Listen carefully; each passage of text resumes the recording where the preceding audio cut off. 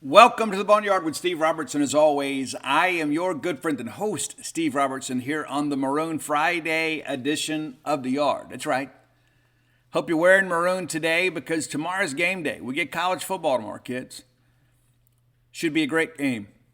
We're going to play the University of Arizona in game two of a two-game set. You know, we've had this Power 5 mandate now for several years. And maybe unbeknownst to you, Mississippi State has never swept the home and home with a Power 5 team since that mandate came in. Yeah, it's true. Think about it. Yeah, go back and think about it. We split with Kansas State. You went up there, man, the little apple in Manhattan. They came down here and beat us. I guess technically we beat ourselves, but you can run the numbers on it yourself. We haven't been able to sweep one. This could be the first one. I don't know if it happens next year. You know, we're supposed to go to Arizona State. It doesn't appear there's going to be a major change in the schedule next year. However, there is the possibility, because they tabled the issue, you know, when they had the last SEC meetings about the schedule. You remember so many college football pundits said it was just basically inevitable that the SEC was going to go to a 9-game schedule. Well, they didn't have the votes to get it done. Matter of fact, it really wasn't close. And so if they get support to go to a 9-game SEC schedule next year, I guess it won't be next year. I guess it would technically be 2024 or 2025, excuse me. Let me get it straight here. Then many of these Power 5 games that we have scheduled will go away. So this may be the last chance for us to complete a home and home with a Power 5 through the mandate. Little trivia question there for you. We hadn't done it yet. Got a good chance to do it tomorrow. We're going to talk a lot about the Arizona Wildcats on this show. I know we have some Arizona fans that are along for the ride. Many of them subscribers of Jason Shear's Wildcat Authority. Welcome to the show. And for those of you that are traveling to Starkville, we pray for your traveling mercies. Be careful. Hope you enjoy your time here at Mississippi State. Obviously, we don't wish you well in the ball game, but we do wish you well the rest of the year, and we hope you have a great time here in Starkville, Mississippi. And for those of you watching at home, hey, glad that you're with us. And it's one of those things, too, it's interesting.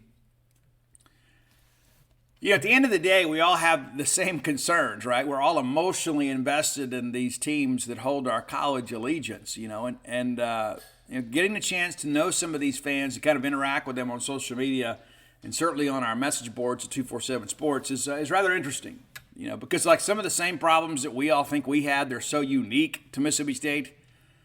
By and large, most schools and fan bases around the country have the same concerns about their own programs. You don't have to look too far to find out that there's always a thread on a message board about we're unhappy with the uniforms, we're unhappy with marketing, we're unhappy with the way the university is branded. That is not unique to us.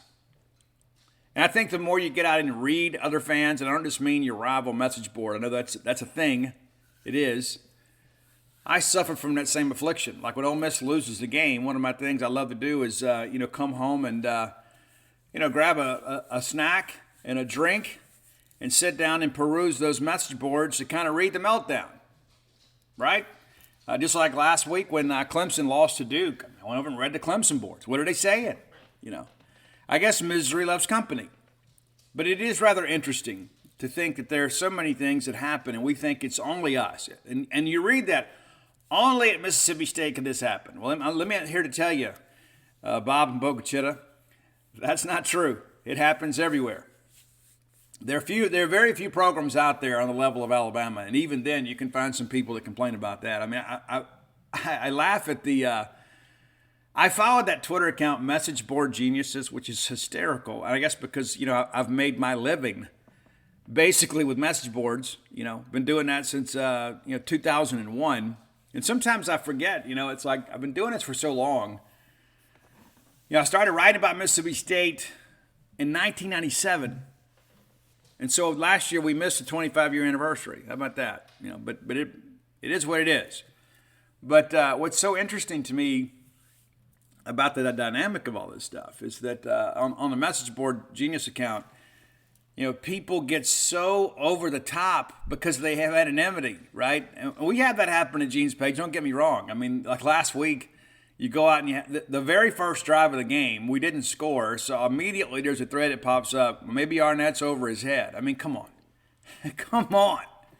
Get the end of the first quarter, that guy starts getting some, some comrades. Like, oh, I don't know. Maybe we made the wrong decision. Of course, it's 48-7. And then those same people be like, well, yeah, maybe I jumped too soon. But, a lot of people out there laying the groundwork so they can come back later and say, I told you so. But, one of that was so funny about the Message Board Genius Twitter account, and do give that a follow. If you're a Twitter person that likes a little entertainment, check those guys out. I've got no affiliation with them whatsoever, but I do enjoy the account because they point out the absurdity, and I love their brand of humor. But there was a post this week. There was time to fire Sonny Cumbie at TCU and bring back Gary Patterson, of course, after they lost to Colorado. Now, to provide some context for you there, TCU played for a national championship last year. And yes, Georgia killed them. They did. But TCU was in the national championship game, and one game into this year, it's ready to fire him and bring back Gary Patterson. It's that kind of stuff. It just, especially when it's about another fan base, right? You can look at it and look at the absurdity of it all and say, you know what, this is a little bit over the top. And then you go look at our message boards, our Mississippi State boards, and you're like, oh, well, we got people like that too. And so it's interesting. But hashtag fire everybody. I need to get one of those shirts. So Message Board Genius, if you're listening today or somebody draws your attention to this, hit me up. I want to get one of those fire everybody shirts because that's what happens. Anything, fire everybody. It's so incredible how we make such an emotional investment in these teams, and when we don't get the return on that investment, we want to hold people accountable, even people that are beyond our purview, people that we have absolutely no way to hold accountable. We want them held accountable. You lose the wrong ball game at the wrong time in the wrong way. Next thing you know, not only are we gonna fire the coach, we're gonna set the field house on fire and bulldoze the campus. It's crazy, but it's not. We have our own kind of crazy, but it's not limited to us. But it is very interesting. The more you read, the more you kind of look at the absurdity of it all. Hey, let's thank our friends at Bulldog Burger Company, longtime sponsors of this show. I love them. I do, and I loved them before they loved me. And love these events they're doing. They're having the tap takeovers, 1 in 3 locations. Occasionally have some live music. They're in Tupelo. That's a cool thing, man. Be able to go have a great meal, maybe enjoy an adult beverage, have some live music, a little ambiance already. It'd be great. And be sure you kind of keep up with that. We'll announce those on the show as they roll out. I want to thank Jordan for always keeping me abreast of the things that are going on at Bulldog Burger Company. But, the main reason you go, it's not for the live music or for the tap takeover. That's all bonus. You go to Bulldog Burger Company because they know exactly what they're doing. They're going to give you a quality meal at a quality price, exemplary service, a great atmosphere, and when you have those spring rolls, they make you and everybody around you better looking. They even put it on the menu. It's not a joke. Test me on this. And some people have sent me the before and after pictures, and it's remarkable. It is. Try it for yourself. It'll improve your disposition in life. But the main reason you go there, it's not the fountain of youth that is the spring rolls. It's that great restaurant quality hamburger. The best place to get a hamburger. It just is. 3 great locations to serve you. University Drive in Start Vegas, Gloucester Street there in Tupelo, Lake Harper Drive in the Ridge and Flowood area. Go by and have them. Get that chocolate shake to go. And you can ride that ride home with a smile. Bulldog Burger Company, a place where people go to meet. M-E-A-T. All right, let's take a look at Arizona. Let's just jump right into it, kids. That's what you're here for. And the first thing I'll tell you is right out of the gate, Arizona is capable of beating Mississippi State. Now, I don't say that in any form of arrogance, but I want to make sure you guys understand this. This is not one of those, well, every given Saturday, anything can happen. This is a good Arizona team. And I shared with you guys in the preseason, I think it's going to be tough for them to get to a bowl game.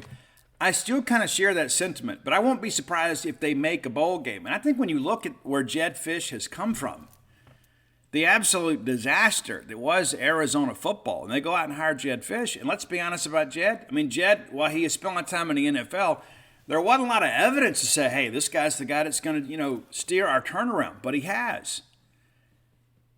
He has. Look at the 2 years that he's been there. There is exponential improvement. And I tell you this, I've covered Arizona this week extensively. I've watched every press conference. I've transcribed those things. Went back, of course, last year and we went to Tucson. We covered the game, covered the team during the week. I'm impressed with the guy. I mean, he really, really, really articulates himself well. I can see why he would be a good coach. Arizona, Tucson's a great place. I think that's a place that's going to be a lot easier to recruit to than maybe some people fully appreciate. But I like the guy. I do. And I like his comment earlier this week that he was on the staff at the GA at Florida when Jackie beat him in 2000. So he's been here before. But here's the thing, Jed, I'll tell you don't know. The cowbells today, not only are they more technologically advanced, more people have them.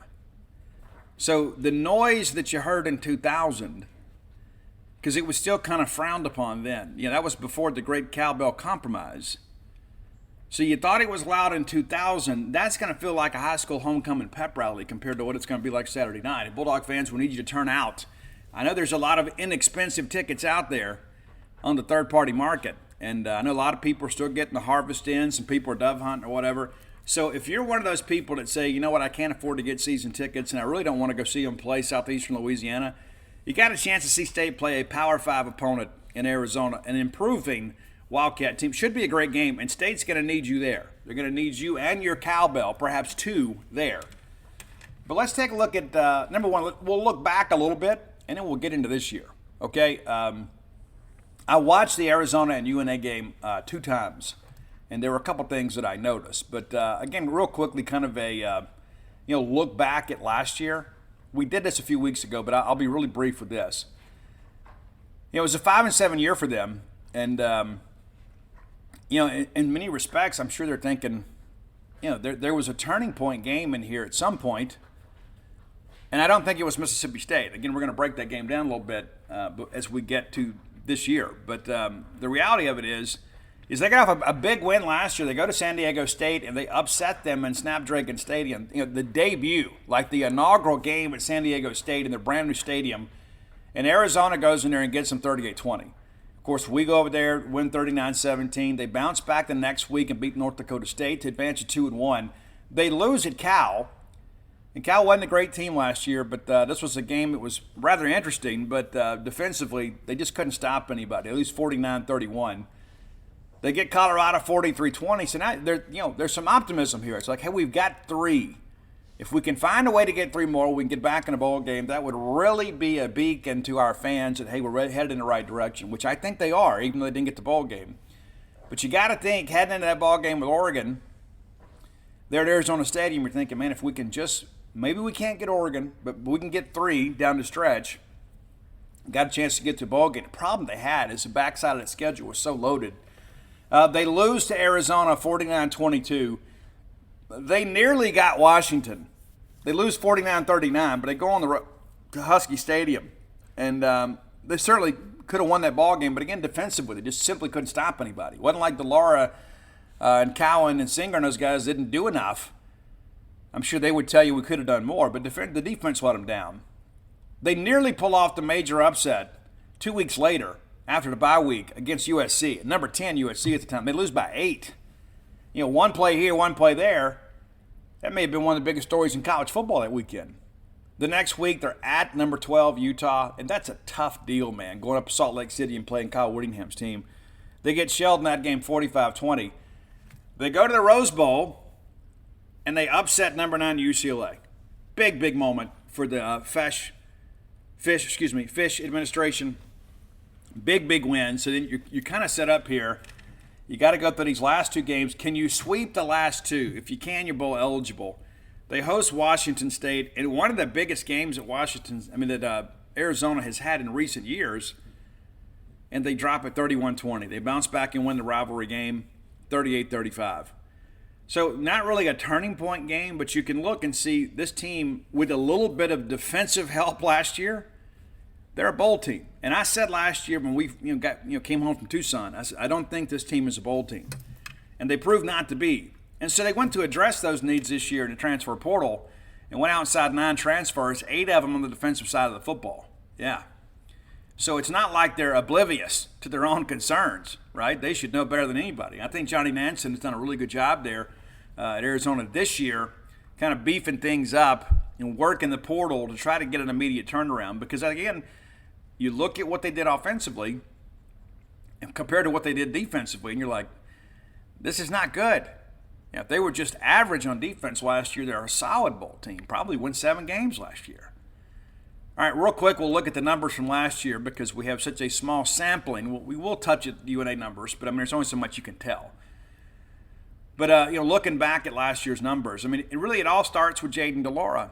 And I'll tell you guys this: I like this kid. I like his game. I think he fits exactly what Jedd Fish wants to do. I have pronounced that correctly all week long, and all of a sudden I get here in front of a microphone. But nevertheless, I like Jaden DeLaura. He does have a little bit of swashbuckler in him where he tries to do a little bit too much at times. Rather than make the smart football play, he'll try to make the big play and get himself in some trouble.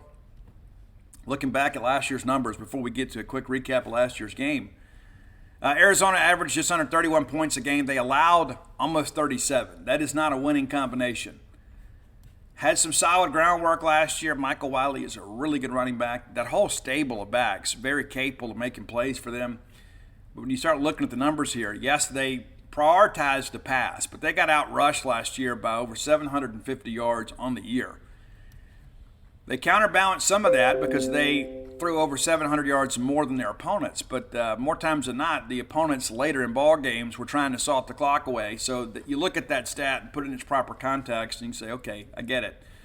But 3,821 yards last year as a team. Total offense, 5,549 yards of offense. They allowed 56-12. And, of course, when you factor in a non-conference, you'd think you'd feel like you'd have a little bit better disparity there. But they were outscored by 15 touchdowns last year. And again, that's a mark on the defense, right? Special teams actually was pretty good last year by and large. You look at the kickoff returns here. Returns weren't great, but punting, over 44 yards a punt. That'll work. Wouldn't you take that? I would take it and be thrilled with it. Of course, you'd like 45, but to get even close to it is absolutely amazing. For sure. And then 18 of 21 on field goal attempts last year. And considering the problems that we've had in recent years in field goal kicking, you take that right now. People forget we missed a couple of extra points in that game last year. It's crazy. Absolutely crazy. Time of possession last year, Arizona on the downside of that, just over 28 minutes per game. Nearly 32 minutes for their opponents. And, that's the thing. State, even though we threw the air raid and everybody, it was really kind of a ball control offense. So, here are a couple things that I picked up watching. Hey, Bulldog fans, you hosting a big shindig soon, maybe a horror movie marathon, maybe an impromptu game night with friends. You want to get cozy with friends and family and maybe even serve up some pumpkin beers? Yeah, great. Well, don't do it without Drizzly, the go-to app for drink delivery. With Drizzly, you can find all the right drinks for whatever you're planning and get them delivered directly to your door. Boom, hosting handled. Now, before you get back to folding napkins and carving pumpkins, download the Drizzly app or go to drizzly.com. That's DRIZLY.com/hosting/handled today. Again, that's drizzly.com, DRZLY.com/hosting-handled today. Must be 21 plus and not available in all locations. Hey, Bulldog fans, do you enjoy live entertainment like I do? I'm always going to rock shows or going to ball games. I'm always going somewhere that requires a ticket. So when you're looking for tickets to your next game, concert, or show, make shopping for tickets a little bit easier with TickPick, the original no-fee ticket marketplace that brings you the best prices for all the events you love.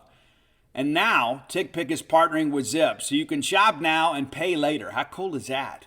Zip allows you to shop at TickPick and split your payment into easy monthly installments. Visit TickPick.com and use promo code ZIP20 for $20 off your first purchase of $199 or more with Zip.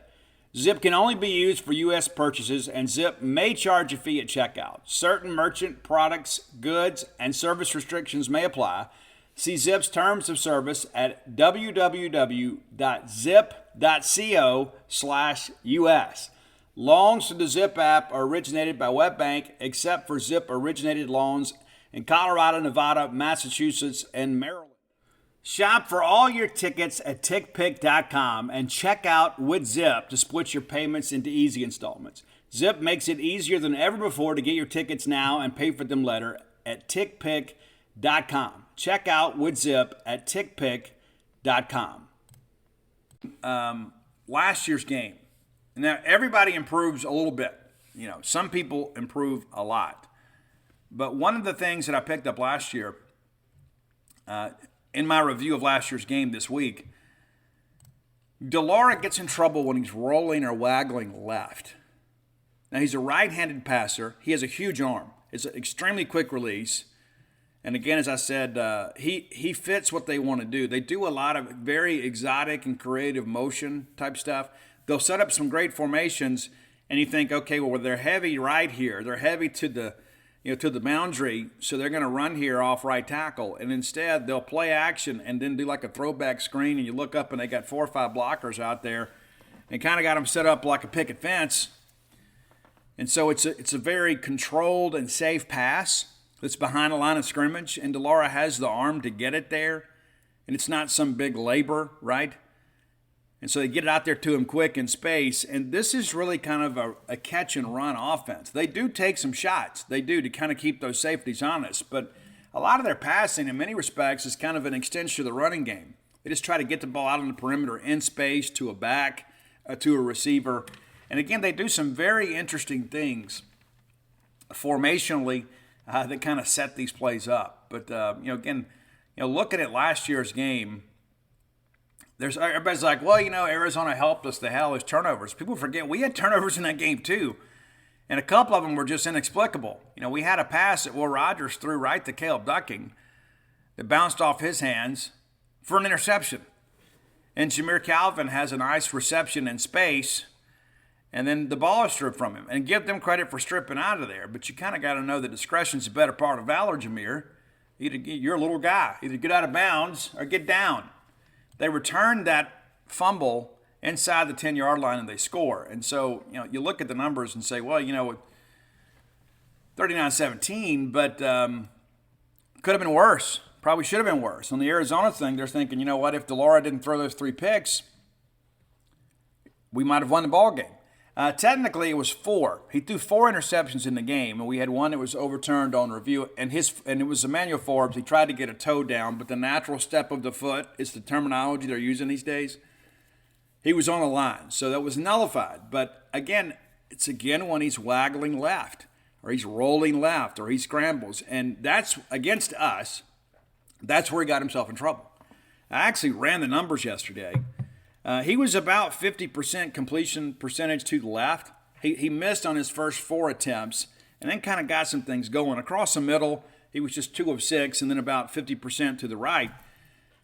We only gave up 2 explosive plays in the passing game last year. Of course, explosive plays in the passing game are 20 yards or more. We gave up 24 on a left and 30 on a right.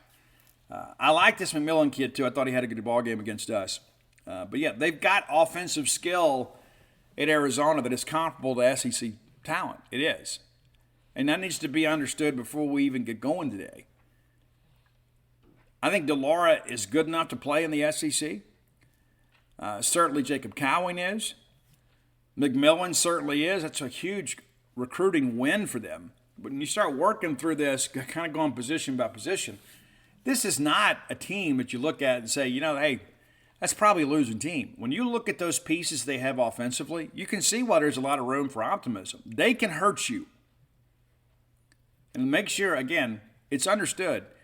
This is not just some flyover game. You need to understand that. If we go out here and we don't play well, Arizona's going to win the game. And just say it for what we can say it for. I expect State to win this game, but anybody that thinks the State can just show up with that SEC patch on their jersey and walk away with a win is going to probably leave Davis-Wade Stadium disappointed. Arizona, despite the fact that they've had a losing record the last few years, this is a team that is trending in the right direction. All right, well, quickly, let's go back and look at this quick recap of last year, then we'll get into this year's numbers. All right, so as a team, last year we did some good things. Other times we didn't. We had 27 first downs, so they're 19. We ran for a net of 106 yards. They ran for just 40. Yeah, and some of that too is because we got some separation in the game. Late State began to kind of pull away, and they had to play catch up.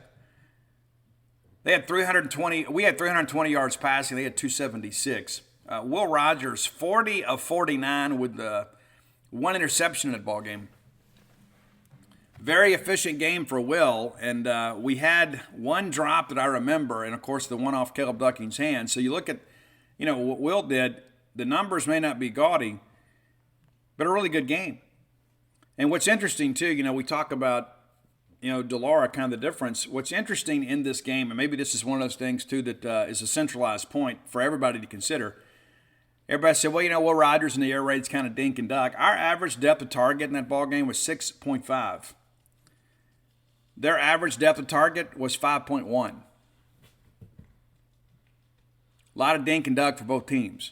Now, average depth of completion for us was 8 yards. Theirs was 10 because he did hit a couple of chunk plays. 4 passing touchdowns for Will and just the one for Jacob DeLaura. And that was on a little bit of a flare pass out there to Cowan. He got a nice block out on the perimeter and got in. Yeah. And then McMillan's a guy, too, that has done some good things, too. We'll get to him a little bit later. But State 426 yards of offense, Arizona 316. State ran 73 plays, Arizona 76. The punting aspect of it, 48.7 average for State, 49.2 for Arizona. The air here is a little thicker, just for those of you that don't know. You guys know I spent a lot of time in the Southwest this year. I can tell you, it is a different dynamic. Hot is hot, okay? And there's humidity. And the way the forecast is looking, we're acclimated to all this stuff. And so it's interesting to see, the high Saturday here is 85. 2 weeks ago, it'd have been 95. And it's going to be sunny. I don't think the humidity is going to be the factor that maybe some people thought it would be. It's not going to be as hot as it has been. Should be good football weather. Kickoffs last year, we kicked off 8 times. We had 8 touchbacks. Again, the air is thicker here.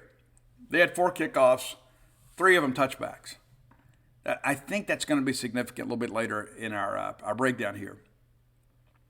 But looking at some individual numbers here, especially DeLaura, and you may not know this, but Jaden DeLaura had his worst passer rating game of the year against Mississippi State last year.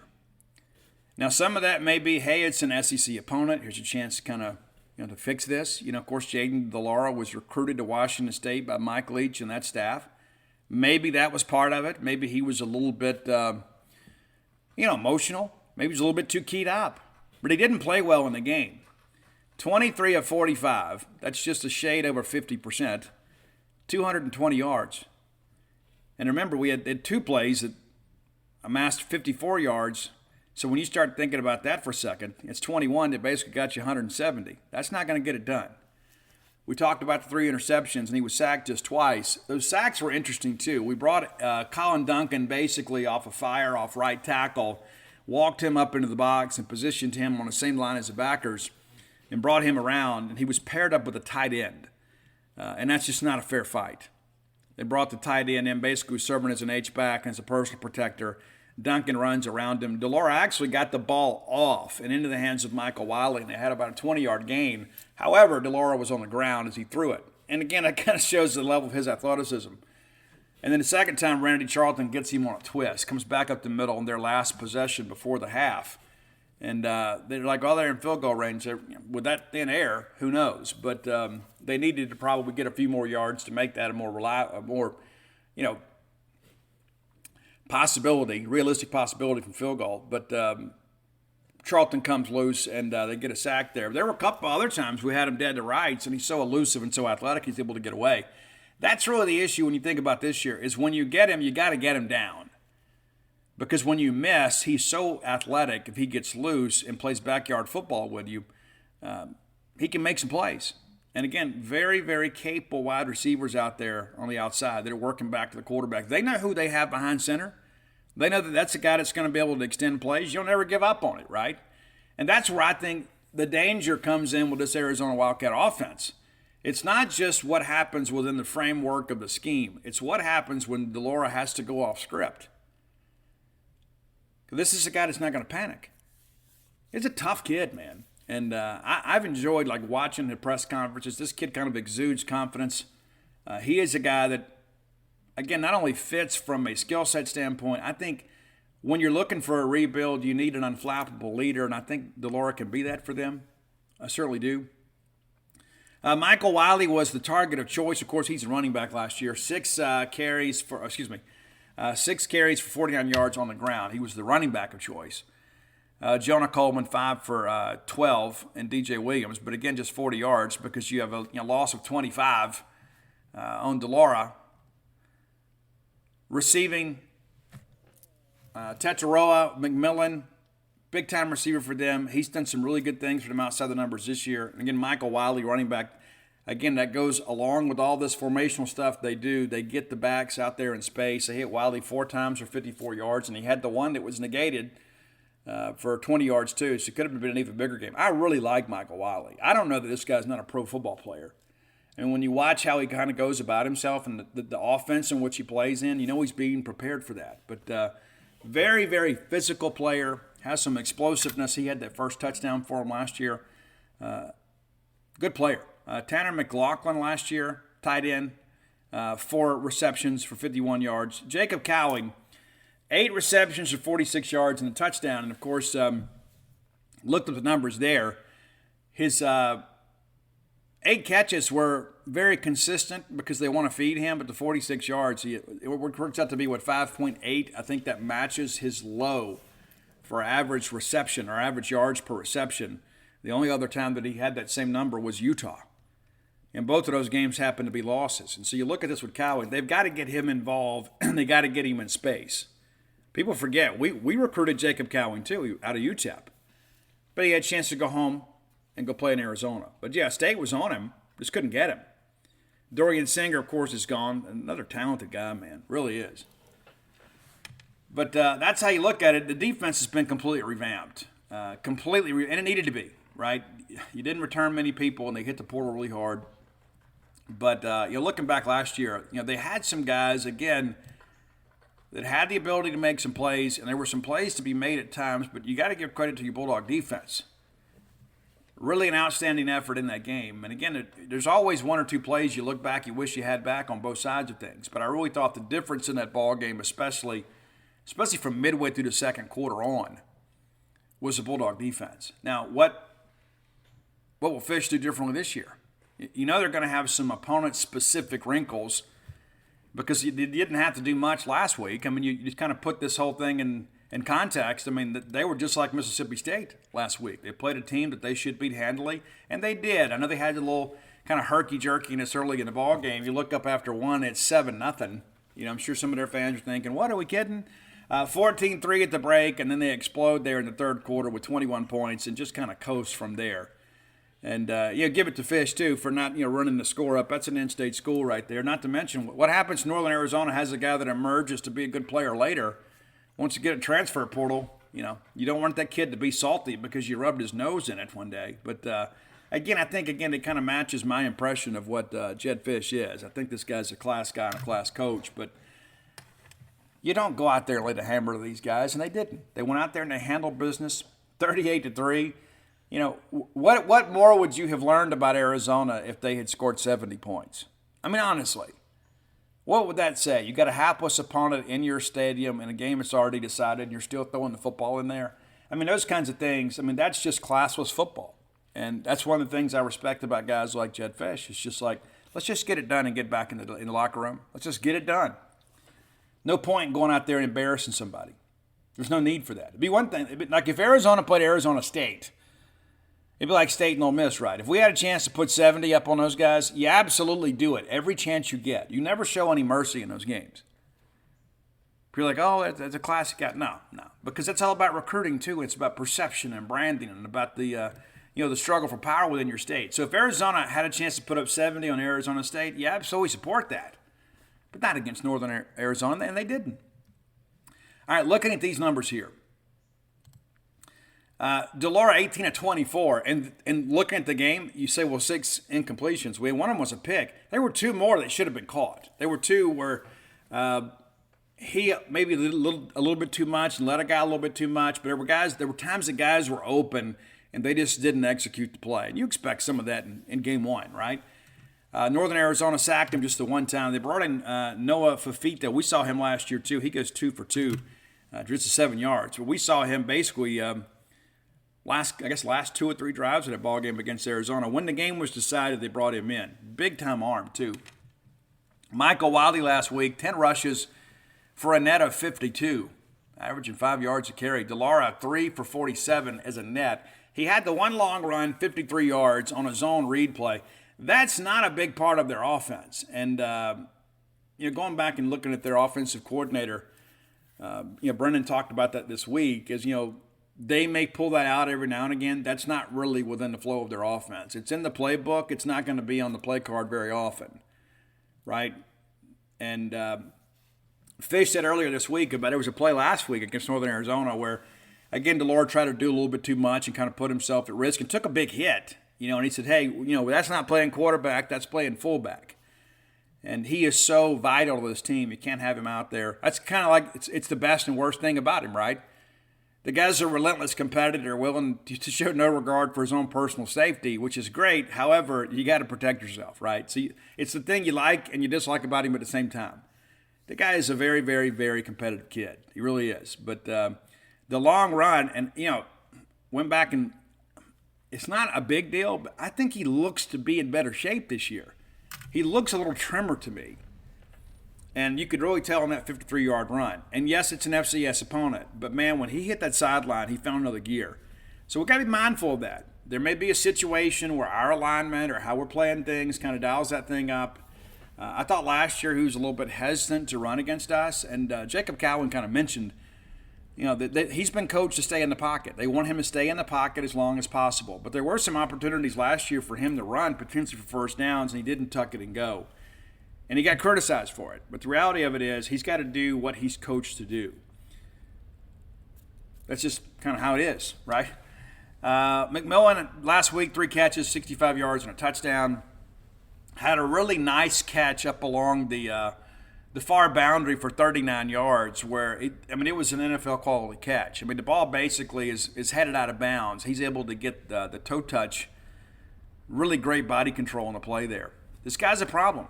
I think you're going to see him a lot. I think we want to have DCAM matched up on him. It doesn't always work that way. But it'll be interesting to see what happens if he flips to the other side and has to go, match up with Furge.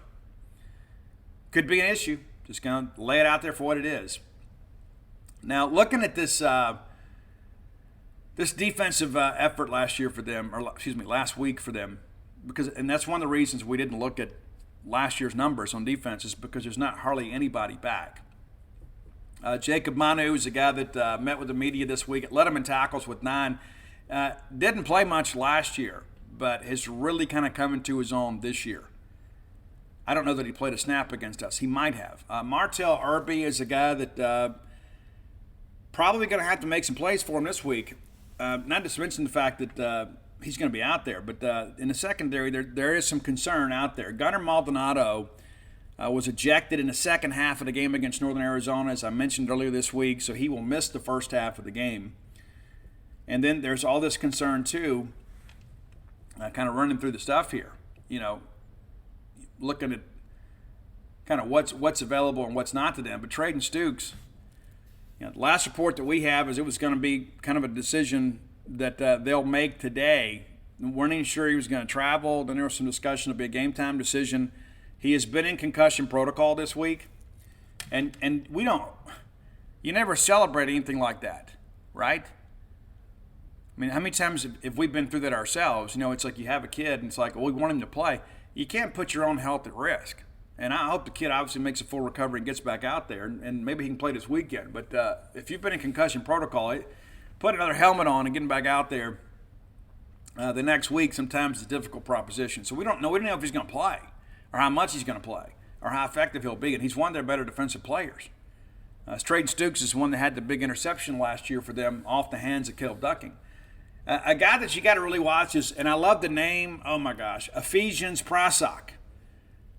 Love it, man. Sophomore cornerback. He's a guy that'll draw a lot of the more difficult assignments. This guy, when you watch him move and run around out there, we talk about, again, guys that are capable of playing in the SEC. He is. He is. But this secondary is going to be interesting. With Maldonado out, and Stooks plays what they call the star position. He's a converted corner. He's a guy that can get out and cover. That secondary, that safety group could be in for a real challenge. One of the more interesting names on this defensive side is Bill Norton from Georgia. This guy is a massive defensive tackle. Now, he is not a guy that gains a lot of ground, and you almost don't need him to. Guys, he is originally from Christian Brothers up there in Memphis, Tennessee, by way of Georgia. Transferred from Georgia. And he is so wide. I mean, it's almost freakish. And the thing with him is like you don't need him to gain ground. You just need him to plug, right? You just need him to be up there to eat up space and to kind of occupy a couple blockers. And that's going to be one of the things that's kind of the game within the game. How does the Mississippi State interior offensive line deal with Norton? Now, is he a game wrecker? No. But he is a guy, obviously, that can free up linebackers to come make plays in the backfield. Now, we didn't run a lot between the tackles last week, and I don't know that we will this week. And so that may negate some of the impact there. And Norton's not a guy that you look at and say, oh, this guy's a pass rusher. Basically, he's a space eater. And I like what he has, right? It wouldn't necessarily fit with what we run. But when you're a team like Arizona was last year and you gave up a lot in the running game, you got to address that. And they did. They went out and got a handful of transfers, and you've got 3 guys that are starters from Power 5 programs, and Norton's one of those guys. But that is one of those games within the game that I've kind of got my eyes on. What will Cole Smith and Stephen Lasoya and those guys do with Norton?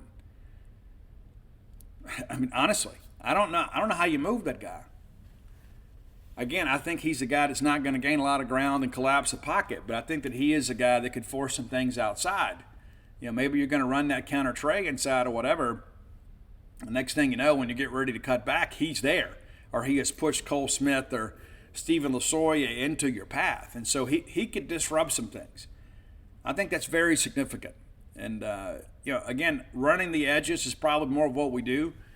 But when we get into short yardage, and you got to go up there and maybe run a trap or run something up there on the interior, Norton's going to be there.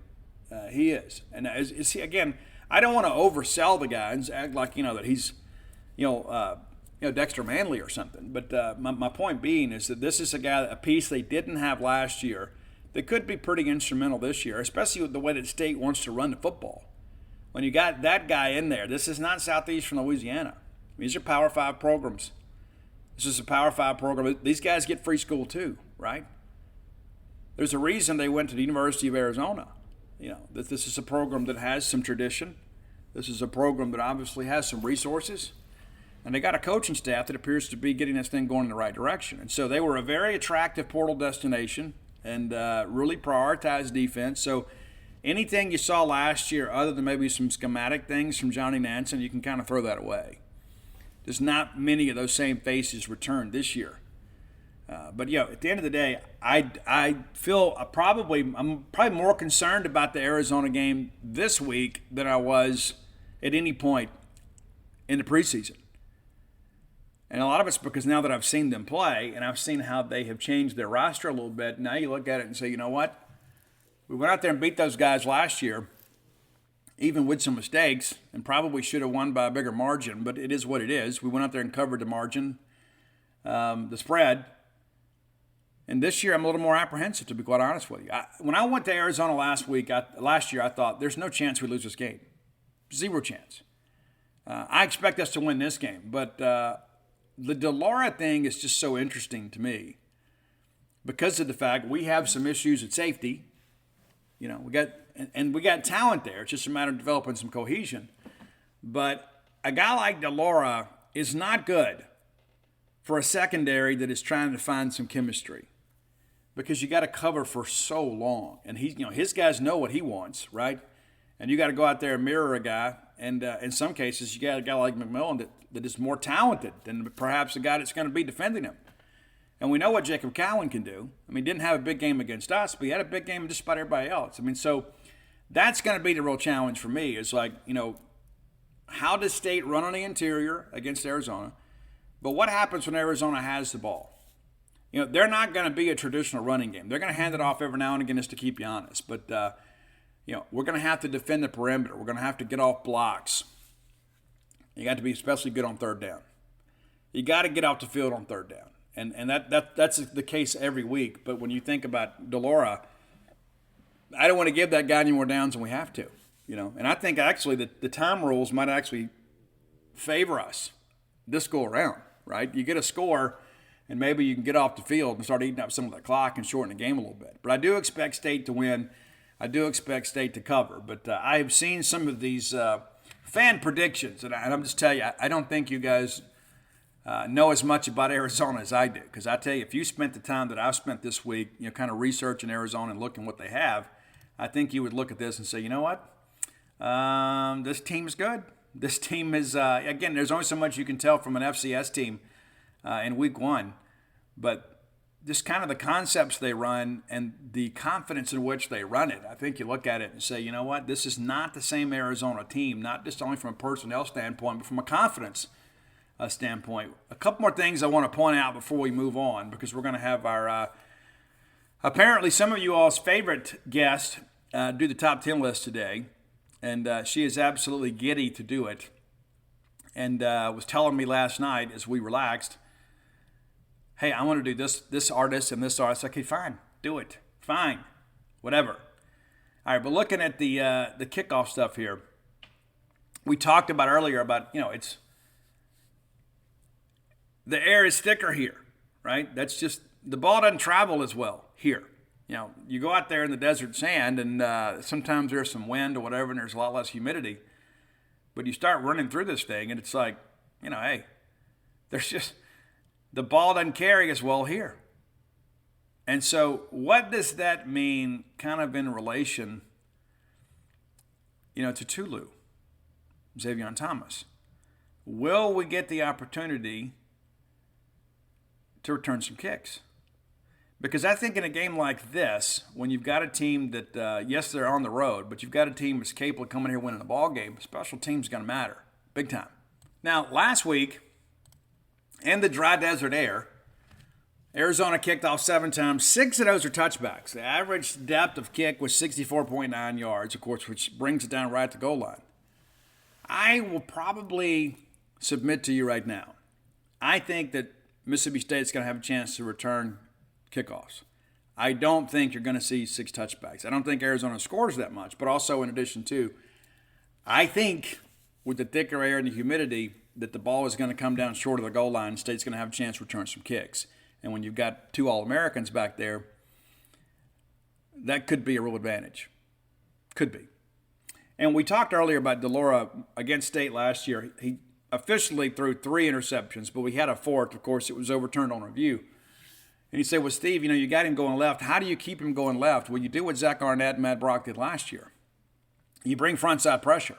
And you bring it, and then you feign it at other times. That was the thing, too. There were times last year that we would show pressure, like we're going to overload the right tackle, and then we back out of it. And then he would still go hot, right? And then all of a sudden you've got these defenders in the middle of the field. And that's one of the ways I think that we kind of corralled Jacob Cowan. We didn't give him the expanses of the middle of the field to work with.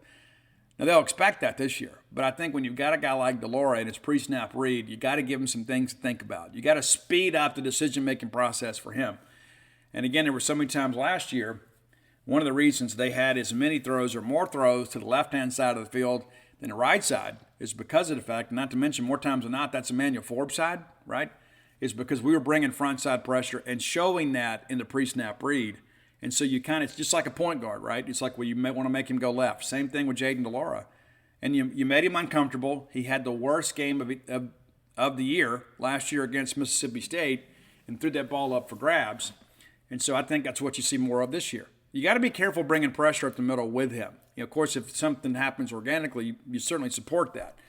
but you want to kind of corral him and keep him in the pocket and not let him be Johnny Manziel. And there's that same element in his game. I'm not going to sit here and tell you he's that caliber of player. He's not.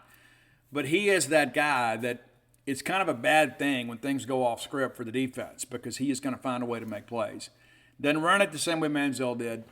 Not to say that he won't take some opportunities when they arise this year. But the reality of it is this is an Arizona team capable of beating Mississippi State. And if Mississippi State goes out there and plays haphazardly, they're going to find themselves in a real dogfight.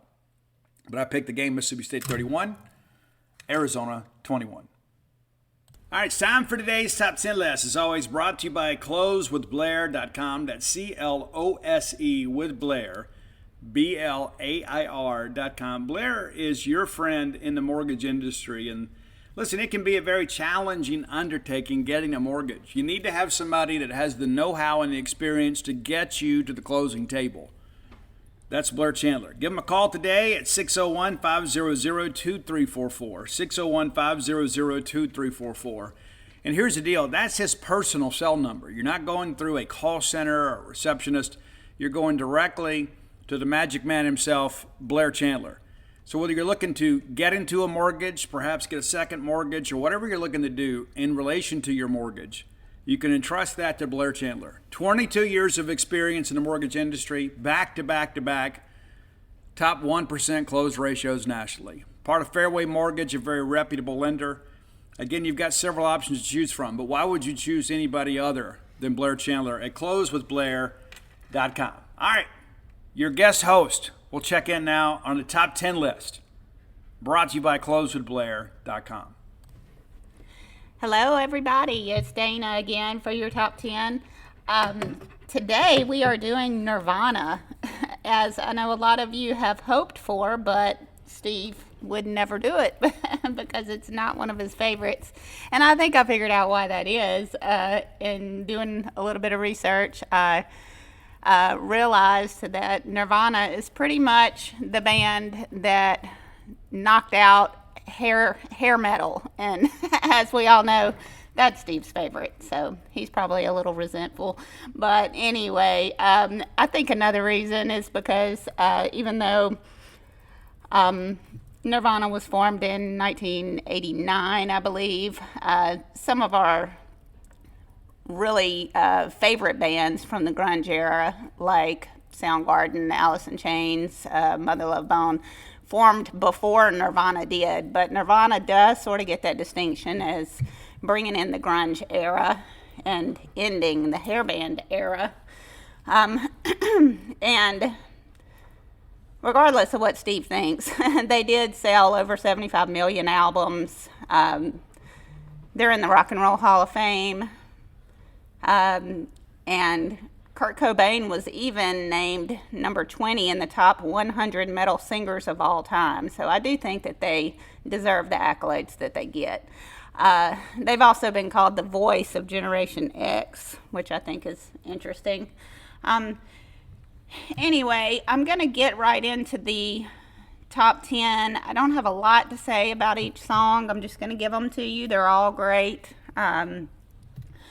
Starting with number 10, Stay Away. This is one of their harder hitting songs, more rock and rollish than some of them. Followed by number 9, Territorial Pissings, which is also a pretty heavy song, but I think that one gained a little popularity by the almost tongue-in-cheek a cappella part at the very beginning. And the reason I say tongue-in-cheek is Kurt Cobain was very angsty, not a real positive guy, and basically it just says everybody come together, try to love one another right now, and it's just sort of a little bit contrary to his other messages. So I think that was interesting. Number 8 is called Polly. Number 7, Heart-Shaped Box. Number 6, All Apologies. Number 5 is Something in the Way. Like I said, I don't really have anything interesting to say about these songs, but I think that you'll enjoy these when you go back, listen to your list on Spotify. Number 4, In Bloom. Number 3 is Come As You Are. One very interesting thing about that song is Kurt Cobain repeats in the lyrics several times, "No, I don't have a gun. No, I don't have a gun." And at the age of 27, he committed suicide with a shotgun hit to the head. So it's a little ironic that he uses that lyric.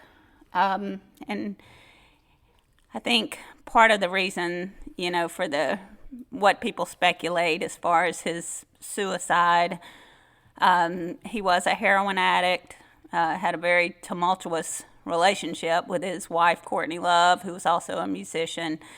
And finally, he just felt that the world misunderstood the message he was trying to bring in his music. And I think that just caused a deep depression along with the drugs. And he had actually overdosed only 1 month before that, and was detoxed and had only been out a month when he was found with the shotgun hit to the head.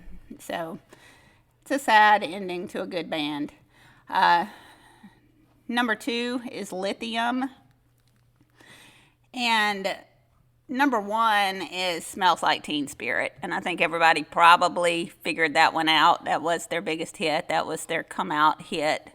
And I have to say, even though Nirvana is a great band and I enjoy them a lot, as Steve knows, I haven't listened to them much at all in the years that we've been together. And I think part of that, they say smell brings back the most memories, but I personally think music does that.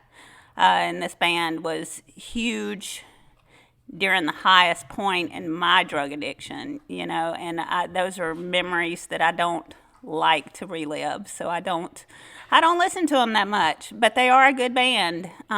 If you like the Foo Fighters, that's actually Dave Grohl, who was drummer from Nirvana. He was their biggest spinoff after the band split after Kurt Cobain's suicide.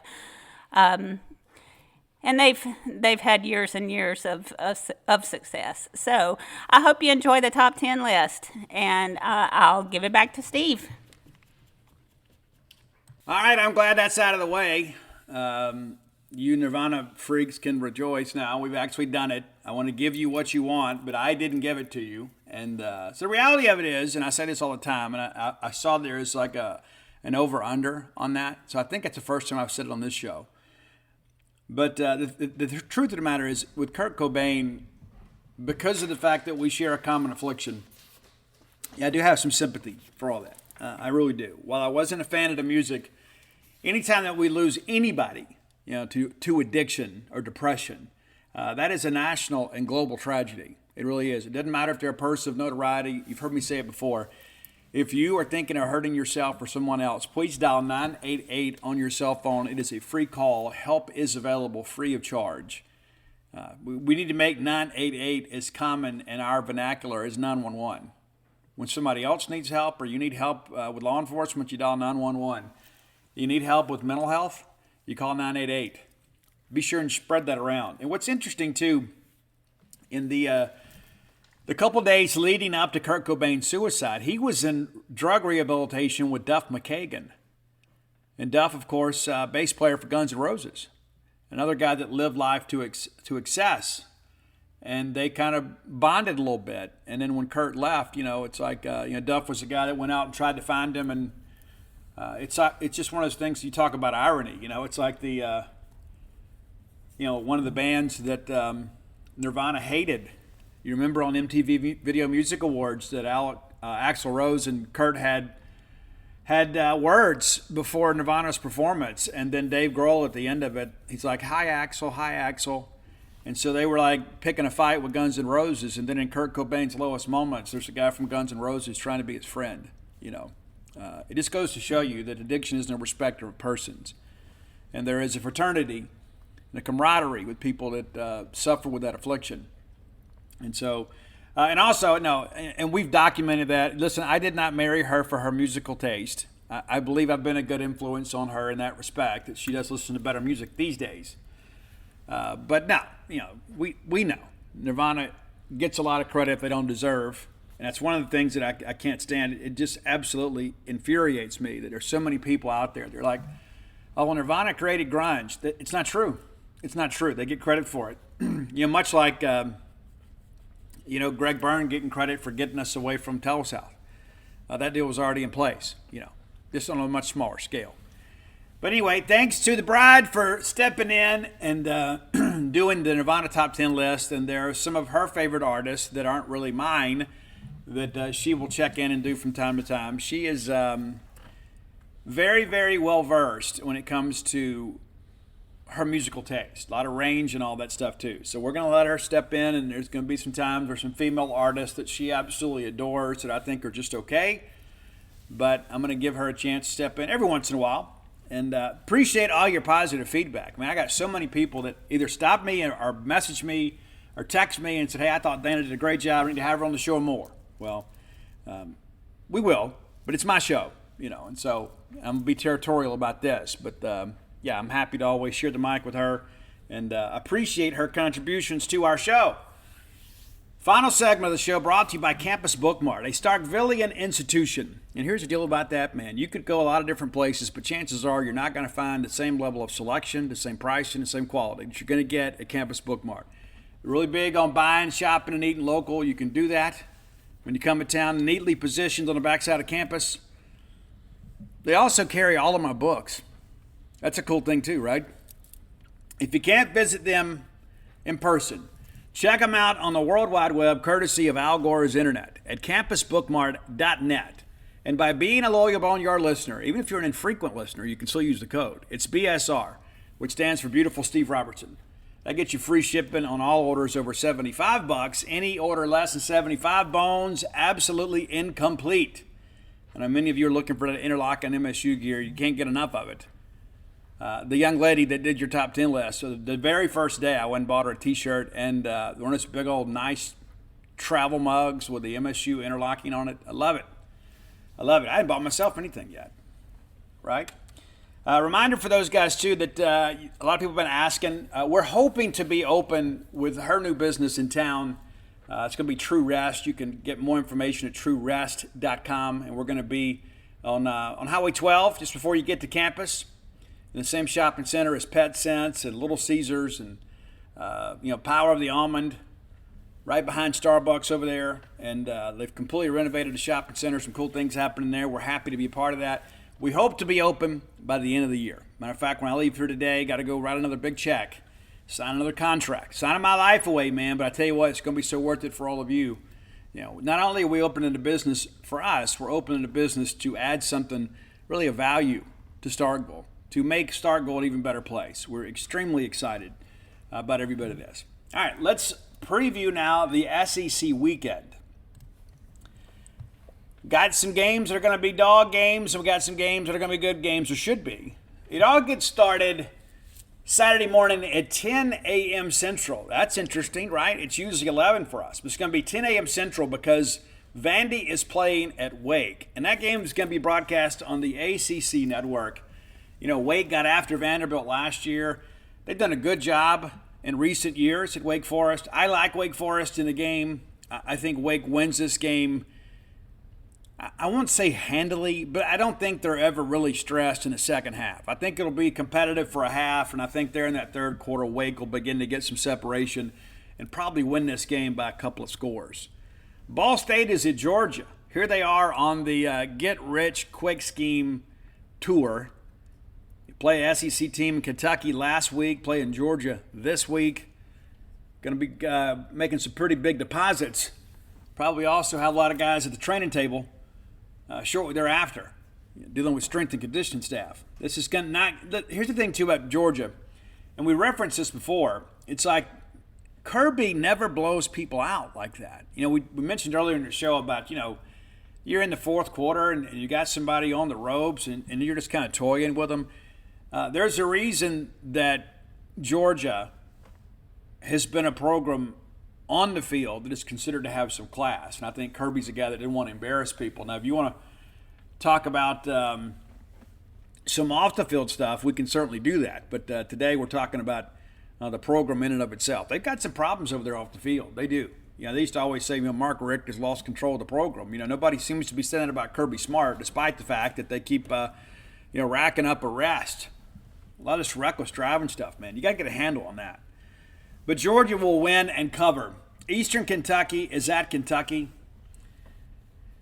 I don't know what to make of this. It's like we talked about, I told you guys at the beginning of the year, Kentucky may have the easiest non-conference schedule in the Southeastern Conference. Maybe. Outside of that rivalry game at Louisville, there's nothing on here of note. Nothing on here of note. And that's the thing, too, about that Power 5 mandate. It works out good for Kentucky. They just get to keep playing their rival. And then they play Eastern Kentucky. The Colonels haven't been a Division I program for very long. And that's going to be evident.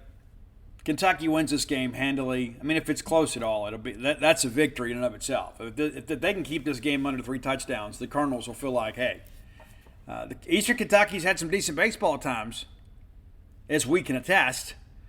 But yeah, Kentucky wins this thing easily. One of the games that everybody's talking about is the Ole Miss-Tulane game. It's a top 25 matchup. It'll be on ESPN2 at 2:30 Central. As the summer months go along and you think about Tulane beating USC last year in the bowl game and how incredible that was, and you're like, oh, man, this will be great. And Tulane gets Ole Miss in their own backyard, right? So you got to make them travel down to New Orleans, play in front of your fans, and there'll be a lot of Ole Miss people there too. And I may be completely wrong about this thing. I just don't see Tulane staying with Ole Miss. I just don't think they have the size or the girth to get in there and battle with that offensive line and keep Quinshon Judkins from having a big day. Will Tulane score? Yes, they absolutely will. And I think the only hope you have if you're Tulane is to turn this thing into a shootout. But when you've got the better running game, you can kind of control the flow of things. And I think with Jackson Dart and with Quinshon Judkins, I think they're going to have the ability to get a lead, get a little separation, eat up some clock. And I like Ole Miss to win this game and cover. I don't think this is going to be the game that some people suggest. Everybody's like, oh, this is the game of the week. I just don't think so. Again, if it had been the Tulane team of last year, maybe. I just don't feel it. I would love to. I'd love for Tulane to win this game. Next to State winning, I'd love nothing more. Because my 2 favorite teams are Mississippi State and whoever plays Ole Miss. I just think Ole Miss has too much. And I think Ole Miss wins this game. I don't think it's going to be a blowout, but I think Ole Miss wins, and is at no point in the second half do they feel any anxiety. Texas A&M at Miami. This is a sneaky good game here, too. I know a lot of people are like A&M is so far removed from us geographically, and Miami's another conference. But, the Miami A&M game last year was kind of an embarrassing moment for A&M. It's like Miami kind of did what they wanted to do, even though the score did not get a lot of separation. But I like the Aggies. And I can't really pinpoint why I like the Aggies in this game.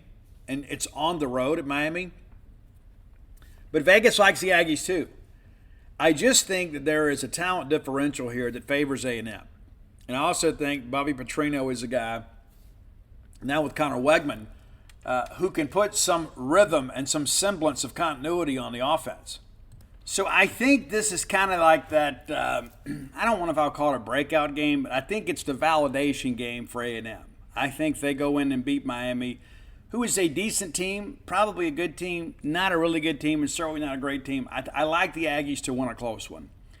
Kent State is at Arkansas. They won't have the guns. They just won't have the guns. They'll come out there and play hard. It's not magic, it's math. When I've got the bigger, more talented, faster player, and I got to play you, 60, 70 snaps, you're not going to get enough wins to be able to put that together. Not 11-11. And I think Rocket has a big ball game, and I'm sure Sam Pittman's thinking, you know what? If I can get Rocket going and then get him out of the game in the second half and save some wear and tear on him and keep him fresher for later in the year, because there's a lot of toss-up games on this Arkansas schedule, that's probably the way to go. I think if you're Arkansas, you don't want KJ to play in the fourth quarter unless he's simply handing it off. But, yeah, Arkansas wins this game easily. And speaking of easily, Austin Peay is at Tennessee. We'll give Tennessee credit for being willing to write the check for an in-state program, but my goodness gracious, this will be a bloodbath beyond all proportions. And that Tennessee offense only knows one speed, and that's wide open. I think this is going to be an absolute bloodletting in Knoxville. Texas today and Alabama, and this is in Tuscaloosa. You remember last year, Texas should have won the game. Should have won the game. Had it not been, Bryce Young making a big play late to save the day for Alabama and set up that game-winning field goal. It's a completely different conversation. It is. But Alabama does what Alabama does. They found a way to make a play late. When everybody else is tight and everybody's like hoping that, something crazy doesn't happen, Alabama goes and makes something crazy happen. You never know when it's going to happen. Ask Auburn and Brian Harsing. They thought that game was over. They were going to upset Alabama and win the Iron Bowl. Everything is going to be lovely. But instead, Alabama makes the play. And that's the thing about Alabama. You got to beat them for 60 minutes, even when they're not firing on all cylinders. There's just something weird that happens late in ball game. If we talk about the voodoo with LSU, it's like the ghost of Bear Bryant, man. Texas at Alabama, I don't think this game is nearly as close as last year. I know some people are all excited about Texas. And, listen, Alabama's got some things to prove. And you say, Steve, we're number 3 in the country. How could they have anything to prove? Well, I think they do. I think they have to kind of legitimize themselves a little bit because they didn't win the West last year, didn't play in the SEC championship game. Yes, they absolutely had an amazing bowl game. But that said, I think people want to jump on board the Alabama train, but there are a lot of people in the media suggesting, well, the dynasty is over. The dynasty is over. I just don't believe it. And I certainly think it lives for another week. I think they get Texas. I think Alabama covers. And I think this will be a competitive game for probably a half. And then I think after the halftime adjustments, old St. Nick will put the Longhorns in the rearview mirror. Middle Tennessee at Missouri. This is an intriguing game. None of you will watch it, right? Because Texas and Alabama is going to be on at the same time. And then Mississippi State and Arizona. So if you're flipping back and forth from home, those are the games you're going to be watching. Nobody's going to be watching Middle Tennessee and Missouri other than Middle Tennessee State fans and Missouri fans. That's it. I still think it has a chance to be a better game than people expect. Missouri is favored quite considerably in this game, but you remember Missouri, very vanilla and very pedestrian last week on offense against South Dakota. Middle had to play Alabama. Yeah, so I'm sure they thought, if we can survive this, maybe we got a shot against Missouri. I don't give them much chance to win the game. I did pick Middle to cover, though. I think Missouri wins outright, but I think Middle will probably cover.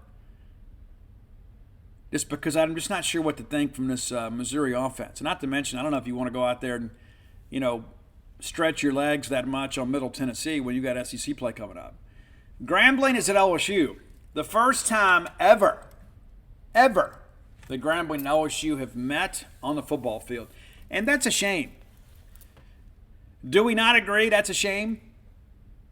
Now, I'm not going to sit here and tell you that even the great Eddie Robinson teams could have competed with the average LSU team, but it's a shame that matchup never happened. LSU played Southern, right? LSU's played Louisiana Monroe. LSU certainly played Tulane. They were rivals for years.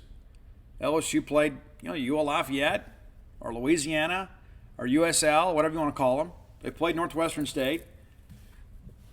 So why not Grambling? It's just a weird thing to me. I'm glad this is happening, and poor Grambling, they get LSU in Tiger Stadium at night the week after they lose to Florida State in very embarrassing fashion. LSU will come out angry. I suspect it's probably 35-0 at the break. They'll probably hit the gas maybe midway through the third quarter and then pull the starters because, of course, they got a big ball game next week when they come to Stark Vegas.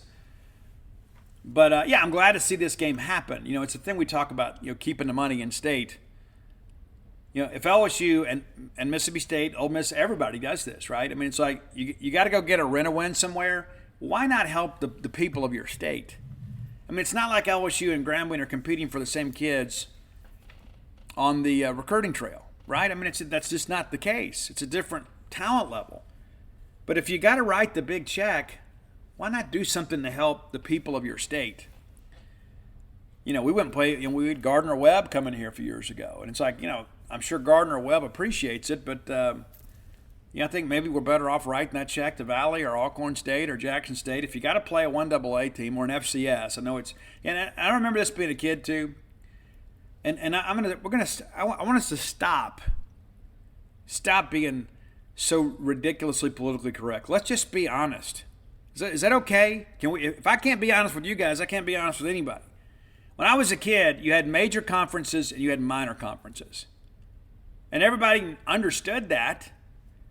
But apparently it hurt the feelings of the people that were considered minor conferences. So then we get into Division 1A, and then there's 1AA. And then that was offensive. Well, you're trying to suggest we're not as good. You're not as good. It is okay to not be as good. There's a reason you're not playing 1A football. But now we have to call it the FBS and the FCS. When does that debate start? Well, B comes before C in the alphabet, so why are you suggesting we're inferior? It has always been this way. No matter what you label it to be, you are playing in a minor conference with less talent, with less resources, and in most cases, less coaching. Let's just call it for what it is. But we can't, because we're afraid we're going to hurt somebody's feelings. And Steve, you've got to set up a safe space so I can sit here and pretend that I'm just as good as everybody else. You're not. That's okay. College football has a hierarchy. There's a reason that you're playing at a lower level. You don't have the talent to play at this level. And that's okay. I mean, Mississippi College needs players too. Belhaven needs players too. Mississippi College needs baseball players, basketball players. Nicholls State needs players. There's opportunities. I mean, goodness, my own son played college baseball in the NAIA, and we were absolutely elated to get that opportunity. Played JUCO ball for a year and then went and played at Williams Baptist. I mean, it's like we were thrilled. But I knew that he wasn't good enough to play at Mississippi State. He loves Mississippi State. And I can tell you this, when he was coming in, he was probably tougher than a lot of the kids we had on the team. If I hurt your feelings, too bad. But the reality of it is, and again, there it is again, you got me, I'm going to get complex about that. But I understood, and I'm glad that there are levels beneath the Division I opportunities that provide other kids a chance to play beyond the high school level. That is perfectly okay. Rant over. Missouri wins. Middle Tennessee covers. LSU wins. Grambling doesn't cover. Speaking of minor conferences, it's McNeese State. The Cowboys will be traveling to Florida. And as confident as I am about LSU absolutely hammering Grambling, I'm not as confident about Florida handling McNeese. But McNeese got hammered last week by Tarleton State. Our buddy Mason Miller, the offensive coordinator, put up over half 100 on those guys. But I can only begin to imagine the message boards on the Swamp 247 site if this is a game at the half. Like, there will be people calling for Billy Napier to be fired at halftime, if that's the case. Like, if Florida is not up multiple scores at halftime against the McNeese State Cowboys, there will be blood in the streets of Gainesville. Florida wins, Florida covers, but this is not a good Florida team. And I think that's evidence of last week.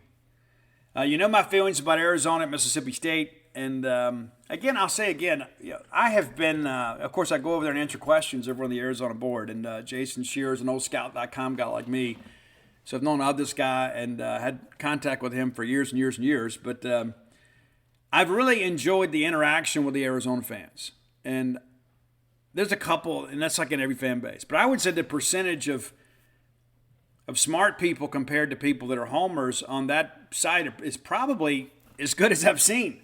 There's a few people over there. It's like, we got both middle fingers in the air or whatever, But by and large, I think most people kind of have a pretty good awareness of kind of where they are as a football program, but they're so optimistic about the future. So I'm glad that we've kind of crossed paths with them at this point. Obviously we needed some good experiences with Arizona after what Bobby Dahlbag did to us back in 2016 at Duty Noble Field, right? What an incredible player. But yeah, I like State to win. But again, I expect this to be a good ball game. And probably State gets some final separation, there in late third quarter, early fourth quarter. Furman's at South Carolina. The Paladins strike them up, headed to South Carolina. And, it's so interesting, too. Like, I saw something earlier this week. Somebody said, is Furman the best team in South Carolina? Well, they're not. It was a tough weekend last weekend for the folks of South Carolina. South Carolina will win this weekend, but I don't know what to expect from this South Carolina team. I picked them at 500, but it seems like they're just one bad loss away from like just the bottom falling out. And you kind of saw that last week with the North Carolina game. That was not a good game. It was a good game for a half.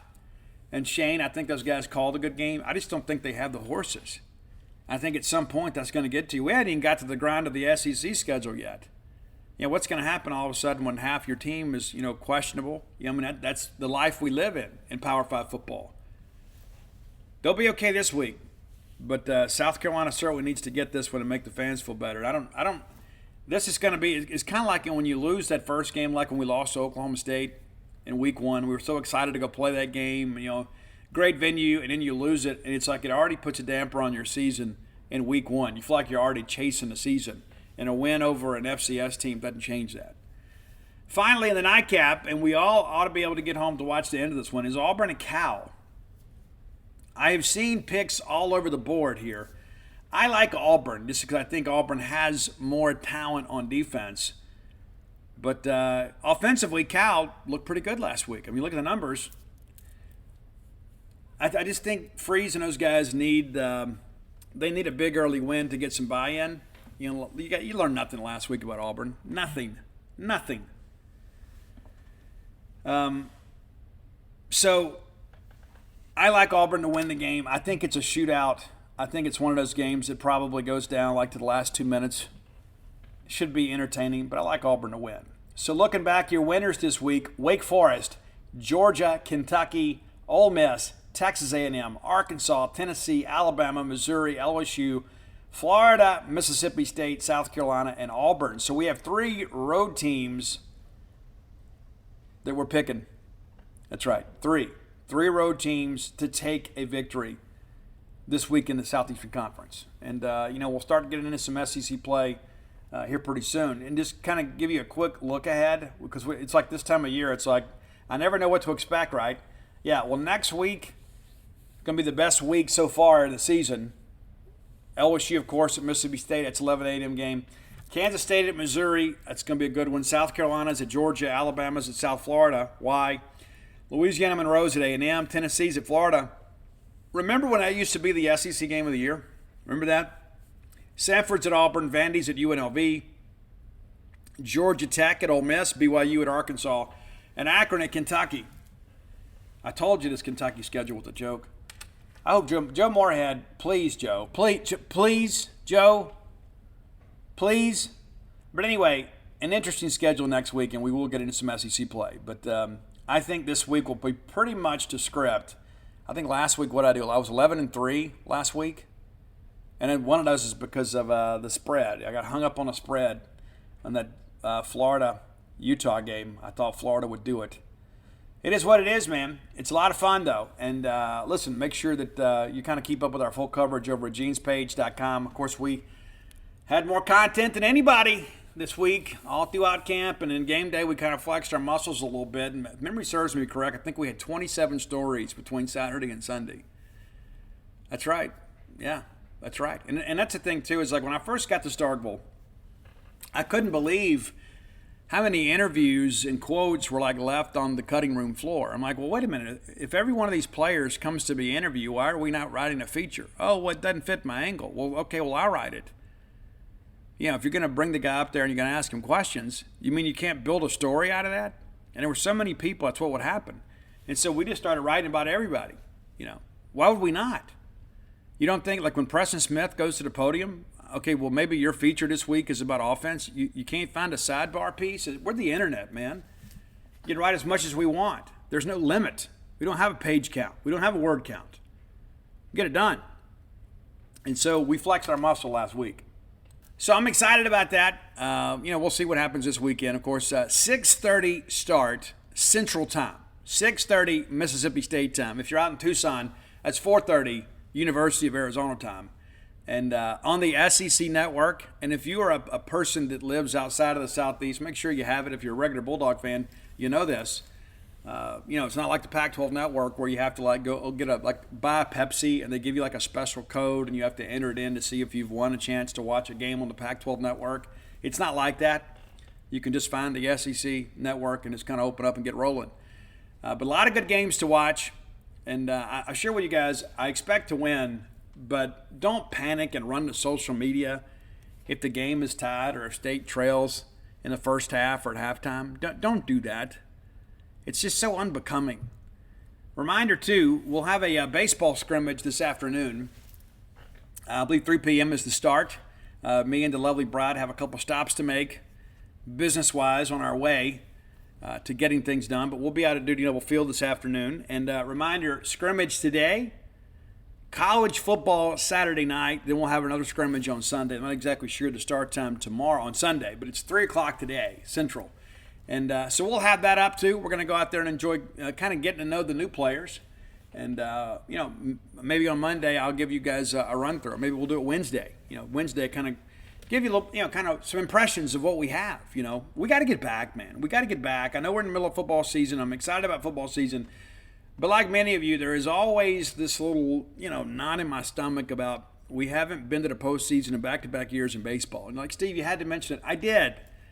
We got to fix it, man. We do. And so I'm eager to get out there and kind of see what we have, kind of see what difference Justin Parker's making with these pitchers.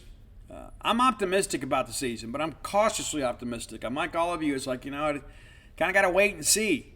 I can't sit here and tell you, we're going to be right back in the thick of things. I thought last year with the portal class we had and what we had returning that we would have a better year. We didn't. And any year that ends outside of the NCAA tournament is not a good year. We don't measure winning seasons here at Mississippi State when it comes to baseball. We measure Omaha appearances. That's what we do, right? And so we're eager to get back. If you hadn't done so, go to whenthebottomfalls.com. I've had to talk about a lot of recovery stuff this week. I think 3 days this week I've had to have a recovery meeting with somebody. And I went and spoke to a group last night. I want to thank for everybody that came out. Great response. It really was. And I share this with you guys all the time because I want to be transparent. One thing that I told people last night is I remember when I was like 6 weeks sober, like I'm sitting there in this speaker meeting, like somebody comes in from the outside and they have their speaker meeting. I'm thinking, why are these people doing this? Are they mandated to do it? Are they on probation? Is somebody paying them to do it? And no, we do it because we get so much out of it. And it's about carrying the message. It's about carrying the message. I mean, I've been clean and sober a long time, and there's a debt that I owe that I will be paying back until the moment that I expire. Right? I'm alive today because people loved me and gave me an opportunity, and I made the most of that. There was a resolve within me that I was like, okay, this is enough. And there are a lot of people that maybe don't share in that same level of resolve. And so I just try to go share some experience, strength, and hope and try to be somewhat of an inspiration to help the people. A lot of people out there struggling, man, and I feel an obligation to go out there and let them know that, hey, this is what's possible in life. It's not just about, hey, I need to get off probation, or hey, I need to get everybody off my back. And those are all meaningful goals in the beginning, but I think when you no longer dream, you no longer live, and I've shared with you guys many times, when Dana and I were broke as the Ten Commandments, man, living off bacon tomato sandwiches. And some people would say, but Steve, that's a South Mississippi delicacy. And it is. But, I look around at all that I have and all that I've been able to accomplish, and I think, it's just amazing to me that this is where we are. This is where we are. And, the old drag thing, started from the bottom, now we're here. I had to borrow $200 from mom to buy clothes when I got out of jail, man. I don't know if I ever paid that money back. Maybe I should just go send her a check now for $200. Hey, Mommy, you did this for me. I'm going to give this back to you. Did something sweet for you. Go buy yourself something, right? So if you're one of those kinds of people, man, if you're struggling with it, and I want you to know you're not alone. If you have a loved one that is struggling with addiction, maybe consider buying them a book. Against whenthebottomfalls.com, and you can get basically my story of recovery and really my life. It's basically my memoirs, right? And you can get all my sports books there too. It's Flim Flam Alpha Dogs, Stark Villains, and Dogpile. Looking for Stark Villains gear, you can find it at starkvillains.com. I love to see Stark Villains gear on game day. I love it, man. It's amazing. See a lot of it at Duty Noble Field, right? We do. Means a lot to me. So be sure and check that out. And also come be a part of our Merry Band of Misfits over at genespage.com. Whether you're a member or not, we do a ton of free content. So you can come, and anything that doesn't have a VIP marker on it, you can read for free. And you can share it in Facebook when you read something you like. And there's just so much of what with that. And our Facebook page, too. You can go check that out, too. We don't put any VIP content over there. Follow us on Twitter, all the good stuff. We're trying to do the best job possible for you. We'll cover Mississippi State athletics. And again, to our friends at Arizona making the trip, be careful. Again, hope you have a great time. Go eat a Bulldog Burger Company. Go by Campus Bookmart. Maybe buy a cowbell for a friend back home. Even though you're not a Bulldog fan, it's something that's unique to us. And, so maybe bring some souvenirs back, even though you're not a Bulldog fan. It'd be pretty neat to hear about some Arizona fans coming. And, we don't care if you buy the cowbell and put the A on it. And that's the big thing, back the A. Maybe go buy you a cowbell, put the A on it. It'd still be a Mississippi State bell, just with an Arizona sticker. But it'd be kind of neat. Nobody else can offer you that.